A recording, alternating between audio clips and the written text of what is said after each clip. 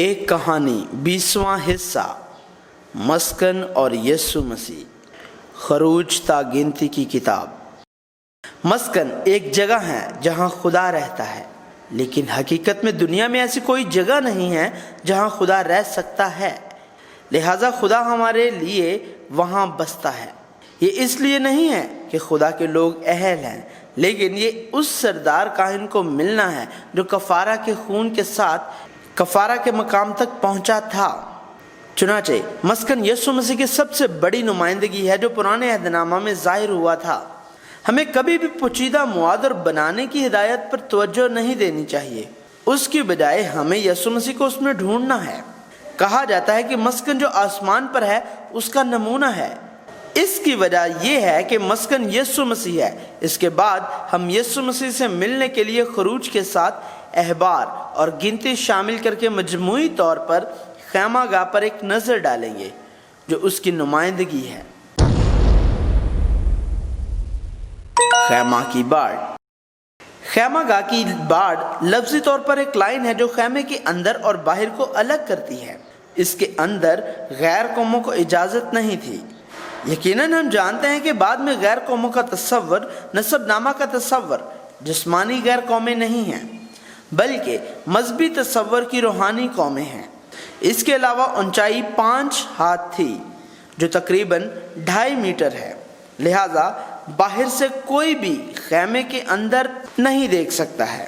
جب کوئی باہر سے خیمے کے اندر دیکھتا ہے تو وہ صرف جانوروں کے چمڑے کو خیمہ گاہ پر ڈھانپا ہوا دیکھ سکتا ہے۔ لہٰذا جب تک ہم ایمان میں نہ آ جائیں اور یسوع مسیح میں رہیں تو یسوع مسیح کے پاس تعریف کرنے کے لیے کچھ بھی نہیں ہے، اور خدا کے لوگوں کی دنیا میں کوئی دنیاوی دلکشی نہیں ہے۔ صرف اسی صورت میں جب ہم اس میں یسوع مسیح میں آتے ہیں تو وہاں حقیقت موجود ہے جو دنیا میں نہیں ہے، جو باہر سے نہیں دیکھی جا سکتی اور نہ ہی باہر سے جانی جا سکتی ہے۔ مسکن کا دروازہ۔ خیمہ گاہ کے باہر سے داخل ہونے والا دروازہ صرف ایک ہی دروازہ ہے۔ چونکہ 12 قبائل خیمے کے چاروں طرف ڈیرے ڈال رہے تھے، لہٰذا ہر طرف سے دروازے کھولنا زیادہ آسان ہوتا۔ تاہم مشرق کی سمت میں صرف ایک ہی دروازہ تھا، اور مشرق میں ڈیرا لگانے والا پہلا قبیلہ یہودا کا قبیلہ تھا۔ یسوع نے کہا، بھیڑوں کا دروازہ میں ہوں، دروازہ میں ہوں، جو کوئی بھی مجھ سے داخل ہوتا ہے وہ نجات پائے گا۔ وہ اندر آئیں گے اور باہر جائیں گے اور چراگاہ پائیں گے۔ اور یسوع مسیح یہودا کے قبیلے سے آیا، اور خیمہ گاہ کا دروازہ 4 رنگوں نیلے، ارغوانی، سرخ اور سفید پر مشتمل ہے۔ نیلا زندگی کا رنگ ہے جو یسوع مسیح کو جو زندگی ہے ظاہر کرتا ہے۔ جامنی رنگ بادشاہت کا رنگ ہے جو یسوع مسیح بادشاہ کی نشاندہی کرتا ہے۔ سرخ رنگ خون کا رنگ یسوع مسیح کے دکھ کی نمائندگی کرتا ہے، اور سفید رنگ طہارت کا رنگ ہے اور یسوع مسیح کی پاکیزگی کی نمائندگی کرتا ہے۔ اس کے علاوہ خیمہ گاہ کے دروازے کی کوئی دہلیز نہیں تھی، اور دروازہ 20 ہاتھ کا تھا جو تقریباً 10 میٹر ہے۔ چنانچہ بائبل اعلان کرتی ہے، اور جو بھی خداوند کا نام پکارتا ہے وہ نجات پائے گا۔ سوختنی قربانی کا مذبح۔ اب ہم خیمے کے اندر دیکھ رہے ہیں۔ کوئی بھی خیمے کے اندر نہیں دیکھ سکتا ہے اور نہ ہی جان سکتا ہے کہ اندر کیا ہو رہا ہے، صرف اس وقت جب وہ مشرق کی طرف کے دروازے سے داخل ہوتے۔ بہت ہی بڑا، لیکن دہلیز کے بعد صرف ایک ہی دروازہ جہاں سے پہلی چیز جو دیکھی جا سکتی ہے وہ سوختنی قربانی کی قربان گاہ ہے۔ قربان گاہ لکڑی سے بنی تھی۔ بیابان میں کیکر کی لکڑی نقاشی کا سب سے ناکارہ درخت تھا، لیکن سوختنی قربانی کے لیے قربان گاہ جو کیکر کی لکڑی سے بنی ہوئی اسے پیتل سے منڈا گیا۔ پیتل صلیب کی نمائندگی کرتا ہے، لہٰذا سوختنی قربانیوں کی قربان گاہ پر سب سے زیادہ نکارہ انسان صلیب کو ڈھانپنے کے ذریعے کفارہ کے کام کا تجربہ کر سکتا ہے۔ اس کی وجہ یہ ہے کہ گناہ کے لیے روزانہ زندگی کو ختم کرنے، صبح و شام بھیڑ کی قربانی پیش کرنے کے لیے سوختنی قربانیوں کی قربان گاہ کفارہ کا ایک مقام تھی، کیونکہ خون بہائے بغیر گناہوں کی معافی نہیں ہے۔ گناہ جو سوکھنے قربانی کی قربانگاہ پر خدا کے درمیان ایک رکاوٹ تھا، وہ جوان برے کی موت کے ذریعے حل ہو گیا تھا اور اب خدا کے لوگوں کو حوض کے ذریعے گزرنا ہے۔ اس وقت کاہنوں لوگوں کے نمائندوں کو خیمے میں داخل ہونے کے لیے حوض سے اپنے پاؤں اور ہاتھ دھونے پڑتے تھے، تاہم ہم یسوع مسیح کے صلیب کی وجہ سے شاہی کاہن بن چکے ہیں۔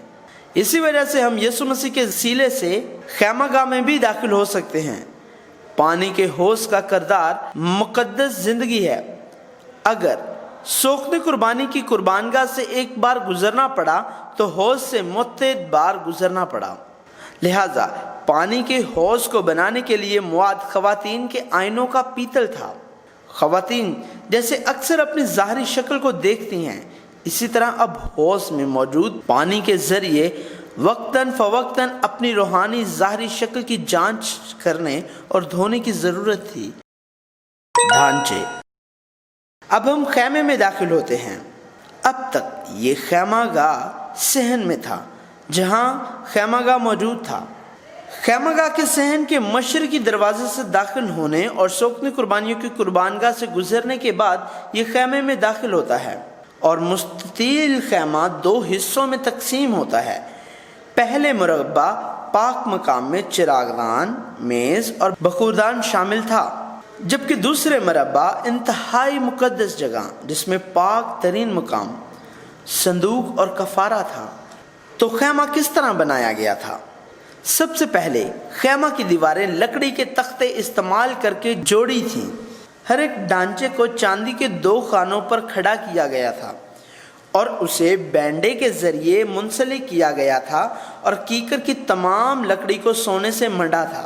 چنانچہ باہر سے ہم دیکھ سکتے ہیں کہ کیکر کی لکڑی سونے میں لپٹی ہوئی ہے، جس کی وجہ سے سونے کی دیوار بن جاتی ہے، لیکن اندر حقیقت یہ ہے کہ بیابان میں کیکر کی لکڑی سب سے بیکار لکڑی ہے۔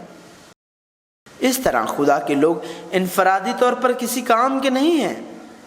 بینڈے کی دیوار عقیدے کا سنہری لباس پہنے ہوئے اور پیار کے پٹکے اور سچ کی کمر کسنے کے ساتھ متحد ہیں، جبکہ ایمان کے لیے صندوق اٹھا کر جو خدا کی موجودگی کی علامت ہے، چاندی کی بنیاد پر کھڑی ہے۔ غلاف۔ مسکن کے غلاف 4 قسم کے بنے ہوں۔ مسکن کے دروازے کی طرح اندرونی جانب کے غلاف 4 رنگ نیلے، ارغوانی، سرخ اور سفید رنگ کے تھے۔ دوسرا غلاف بکری کے بالوں سے بنایا گیا تھا اور تیسرا مینڈے کی سرخ رنگی ہوئی کھال سے بنا تھا اور چوتھا آخری غلاف پائیدار چمڑے کا تھا جسے تخس کی کھال بھی کہا جاتا ہے۔ خیمہ کے دوسرے اسباب اور سجاوٹ کی چیزوں کی طرح غلاف بھی یسوع مسیح کی نمائندگی کرتا ہے۔ پہلا غلاف خیمہ گاہ کے صحن کے دروازے کی طرح نیلے رنگ کا زندگی کا رنگ ہے جو یسوع مسیح کی نمائندگی کرتا ہے جو زندگی ہے۔ جامنی رنگ بادشاہت کا رنگ ہے جو بادشاہ یسوع مسیح کی نمائندگی کرتا ہے۔ سرخ رنگ یسوع مسیح کے دکھوں کی نمائندگی کرنے والا خون کا رنگ ہے اور سفید رنگ پاک یسوع مسیح کی نمائندگی کرنے والا پاکیزگی کا رنگ ہے۔ دوسرے اور تیسرے غلاف کا مواد تمام قربانیوں کے لیے سب سے زیادہ استعمال ہونے والے جانور بکریاں اور بھیڑیں تھیں، اور چوتھا غلاف صرف خیمے کے باہر سے نظر آتا ہے۔ یہ سمندری عود یا تخس کی کھال سے بنا تھا اور یہ سب سے باہر کا غلاف ہے، لہذا سورج، ہوا اور دھول کی وجہ سے اس کی ظاہری شکل ناگوار ہے۔ بائبل بتاتی ہے یہ یسوع مسیح کے بارے میں ہے اور وہ اس کے آگے قوم پل کی طرح اور خوش زمین سے جڑ کی مانند پھوٹ نکلا ہے۔ نہ اس کی کوئی شکل و صورت ہے نہ خوبصورتی، اور جب ہم اس پر نگاہ کریں تو کچھ حسن و جمال نہیں کہ ہم اس کے مشتاق ہوں۔ وہ آدمیوں میں حقیر و مردود، مرد غمناک اور رنج کا آشنا تھا، لوگ اس سے گویا روپوش تھے، اس کی تحقیر کی گئی اور ہم نے اس کی کچھ قدر نہ جانی۔ یہ ٹھیک ہے، خیمہ گاہ کے سجاوٹی سامان کے علاوہ جس کی مزید جانچ پڑتال کی جائے گی، خیمہ گاہ کا اندرونی حصہ خیمہ گاہ کے باہر سے بالکل مختلف ہے۔ تاہم چونکہ خیمہ گاہ کا اندرونی حصہ خیمہ گاہ کے باہر سے نظر نہیں آ رہا ہے، اس لیے اس کا فیصلہ اور اس کی مذمت صرف اس چیز سے ہوتی ہے جو نظر آتا ہے۔ صرف وہی لوگ جو یسوع مسیح کے وسیلے سے خیمہ میں آئے تھے، جن کے گناہ قربانی کی قربانگاہ پر معاف ہو گئے تھے، اور جنہوں نے حوض میں اپنی پشت پر نگاہ کی، وہ خیمے کے اندر آ سکتے ہیں اور خیمے کو دیکھ سکتے ہیں۔ یہ ایسی چیز ہے جس کو باہر سے دیکھا یا لطف نہیں اٹھایا جا سکتا۔ بائبل بیان کرتی ہے، ایک دوسرے کے ساتھ اپنے تعلقات میں ویسا ہی مزاج رکھو جیسا مسیح یسوع کا تھا۔ اس نے اگرچہ خدا کی صورت پر تھا، خدا کے برابر ہونے کو قبضہ میں رکھنے کی چیز نہ سمجھا، بلکہ اپنے آپ کو خالی کر دیا اور خادم کی صورت اختیار کی اور انسانوں کے مشابہ ہو گیا، اور انسانی شکل میں ظاہر ہو کر اپنے آپ کو پست کر دیا، اور یہاں تک فرمانبردار رہا کہ موت، بلکہ صلیبی موت گوارا کی۔ یسوع مسیح ایک کامل خدا تھا، لیکن وہ گنہگار کا جسم لیے ہوئے زمین پر آیا تھا۔ مسکن کا داخلہ۔ خیمے کا داخلی دروازہ خیمے کے دروازے کی طرح نیلے، ارغوانی، سرخ اور سفید 4 رنگوں کا دروازہ ہے۔ نیلا زندگی کا رنگ یسوع مسیح کی نمائندگی کرتا ہے جو زندگی ہے۔ ارغوانی بادشاہت کا رنگ بادشاہ یسوع مسیح کی نمائندگی کرتا ہے۔ سرخ رنگ خون کا رنگ یسوع مسیح کے دکھوں کی نمائندگی کرتا ہے، اور سفید طہارت کا رنگ پاک یسوع مسیح کی نمائندگی کرتا ہے۔ شمعدان۔ خیمہ میں کوئی کھڑکی نہیں ہے، یقیناً اوپر والا حصہ مکمل طور پر ڈھانپا ہوا ہے، لہٰذا باہر سے کوئی روشنی نہیں آتی، صرف شمعدان کی روشنی ہے۔ پہلے وہاں 7 طرح کے شمعدان تھے۔ مرکز کی شاخ کے آس پاس 3 شاخیں متوازی طور پر بائیں اور دائیں طرف پھیلی ہوئی تھیں، تو بائیں اور دائیں سے 6 شاخیں خدا کے نامکمل لوگ ہیں۔ تاہم جب خدا کے لوگ یسوع مسیح کے ساتھ ہیں تو وہ 7 میں کامل ہو جاتے ہیں، اور انہیں لازمی طور پر یسوع مسیح میں متحد ہونا چاہیے، جو دائیں اور بائیں کا مرکز ہے۔ چونکہ سارے لوگ گنہگار ہیں، وہ محبت کرنے کے عناصر ہیں، انحصار کرنے والے عناصر نہیں۔ صرف خدا یسوع مسیح ہمارا انحصار کا مقصد ہے۔ شمعدان کی شکل خوبانی کی شکل تھی۔ موسم سرما کے بعد فلسطین میں کھلنے والے خوبانی کے پھول پہلے پھول ہیں۔ یہ یسوع مسیح کے جی اٹھنے اور ایمانداروں کی جو جی اٹھنے کی قدرت پر یقین رکھتے ہیں کی نمائندگی کرتا ہے۔ اور شمعدان ایک کنتار خالص سونے کی انڈھیل پر لپائی کے بغیر بلکہ گھڑ کر بنایا گیا تھا۔ یہ یسوع مسیح کی تکالیف اور مقدسوں کا دکھ ہے۔ یہ تکلیف اور آزمائش کے بعد کامل شکل میں کھڑا ہونا ہے۔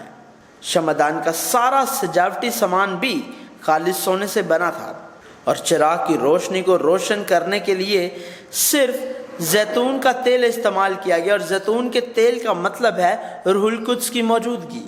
لہٰذا چراغ خود ہی یسوع مسیح ہے، اور ایک ہی وقت میں یہ روح القدس ہے جو یسوع مسیح کے جی اٹھنے کے ذریعے آئے گا، اور خدا کے لوگ جنہیں روح القدس کے ذریعے دوبارہ نیا کیا جائے گا۔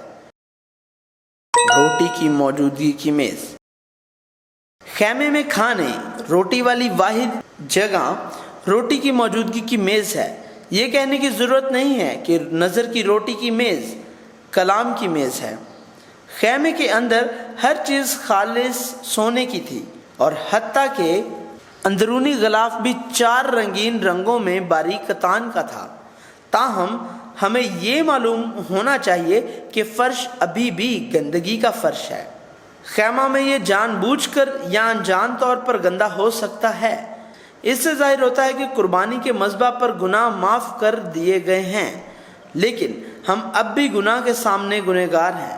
لہٰذا خدا کے لوگوں کو جو یسوع مسیح کے وسیلہ سے معاف اور پاک ہوئے ہیں، انہیں اپنی زندگیوں کے لیے ہر روز خیمہ گاہ میں زندگی کا کلام کھانا چاہیے۔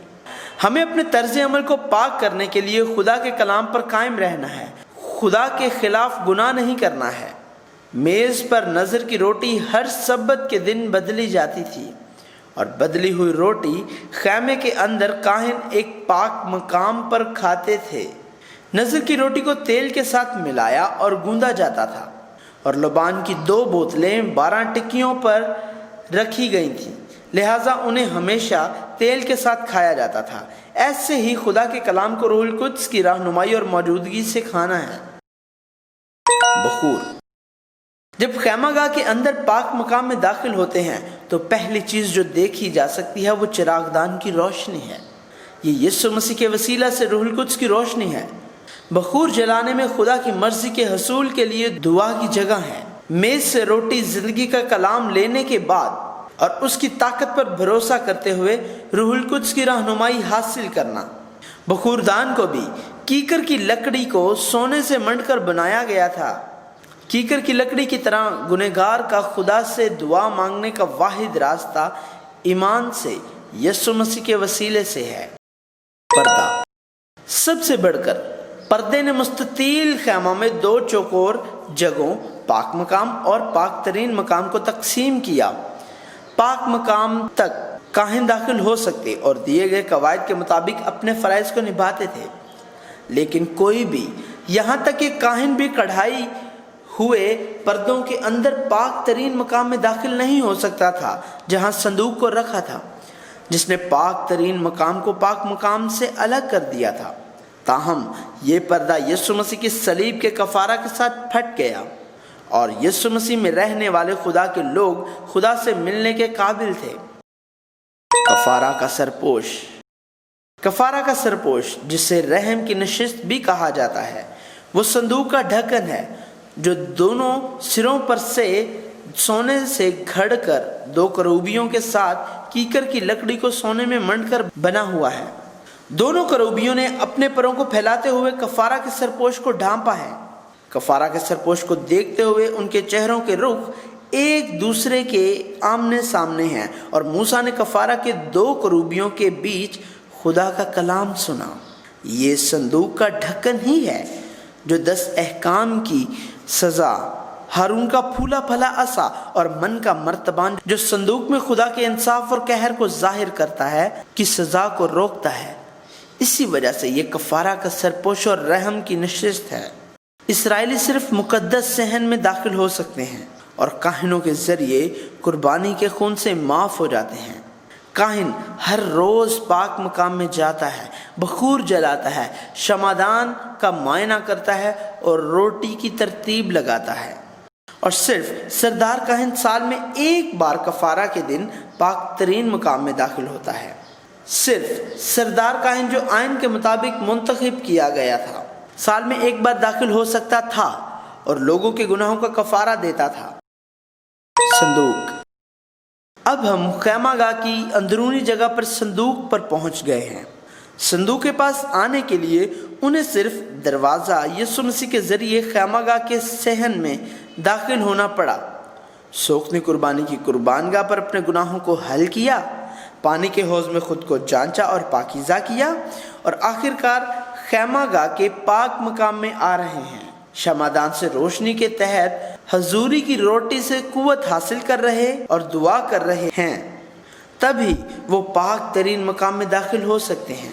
اور سردار کاہن صندوق کے سامنے آتا ہے اور وہاں سردار کاہن اور صندوق کے مابین کفارہ دینے کا ایک مقام ہے، اور یہ سردار کاہن اور لوگوں کے گناہوں کو ڈھانپتا ہے، اور کفارہ کے خون کے سبب سے جو سردار کاہن لایا تھا وہ مارے نہیں جائیں گے۔ صندوق خدا کی حضوری کا مقام ہے، اور خدا نے موسیٰ کو صندوق کے اوپر دونوں گروہوں کے درمیان ہر چیز کا حکم دیا ہے، لہٰذا صندوق خدا کے کلام کو سننے کی جگہ ہے اور خدا کا مکاشفہ حاصل کرنے کے لیے ایک جگہ تھی۔ صندوق کے اندر 10 احکامات کی پتھر کی 2 لوہیں تھیں جن کو موسیٰ نے کوہ سینا پر حاصل کیا۔ ہارون کا پھولا پھلا عصا اور من کا مرتبان تھا۔ جب خدا کے لوگوں نے 10 احکام سنے تو انہوں نے کہا ہم سنیں گے اور ان کی تعمیل کریں گے، لیکن جب موسیٰ خدا کی طرف سے پتھر کی 2 لوہیں لینے کے لیے گیا تو وہ 40 دن انتظار نہیں کر سکے، اور انہوں نے خدا کے خلاف بغاوت کرتے ہوئے ایک بچڑے کی شکل میں بت تراشی کی، اور موسیٰ نے پتھر کی لوہیں توڑ دی، دوبارہ بنائیں، انہیں اوپر لے گیا اور خدا کی طرف سے دوبارہ 10 احکام حاصل کیے اور انہیں صندوق میں رکھ دیا۔ من کا مرتبان بھی اس وقت تھا جب اسرائیلیوں نے کہا کاش ہم خداوند کے ہاتھ سے مصر میں مر جاتے، وہاں ہم گوشت کی ہانڈیوں کے پاس بیٹھے اور سارا کھانا کھاتے جو ہم چاہتے تھے، لیکن تم ہمیں اس بیابان میں اس لیے لے آئے ہو تاکہ اس سارے مجمع کو بھوکا مارو۔ اور موسیٰ اور ہارون کے خلاف بڑبڑائے، بلاخر خدا پر بڑبڑائے، اور جب خدا نے انہیں بڑبڑاتے ہوئے سنا، اس نے ان سے کہا کہ وہ من مرتبان میں ڈالیں اور اسے صندوق میں رکھیں تاکہ اسے نسل در نسل رکھیں۔ اور اس کے علاوہ ہارون کا پھولا ہوا عصا تھا۔ جب کورہ کے لوگ باغی ہو گئے اور بیابان میں موسیٰ اور ہارون کے خلاف چلے گئے اور خدا نے ان کو سزا دی، زمین نے اپنا منہ کھولا اور انہیں ان کے خاندان اور کورہ سے تعلق رکھنے والے تمام افراد جن میں ان کی دولت شامل ہے کو نگل لیا۔ تاہم اگلے ہی دن اسرائیلیوں نے موسیٰ اور ہارون پر ناراضگی کی اور کہا، تم نے خداوند کے لوگوں کو مار ڈالا۔ اس کے جواب میں خدا نے ہر خاندان کو ہدایت کی کہ وہ ایک لاٹھی لے کر اسے عہد کے صندوق کے سامنے رکھیں، لیکن صرف ہارون کی لاٹھی کو بادام کے پھول لگے تھے۔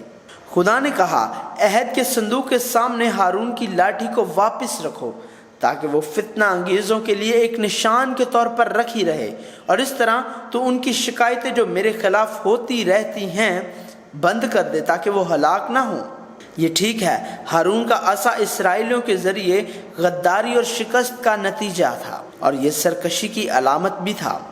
لہٰذا اگر صندوق خدا کے انصاف پر مشتمل ہے تو صندوق کو ڈھانپنے والا کفارہ خدا کی محبت اور کرم اور یسوع مسیح کی صلیب ہے۔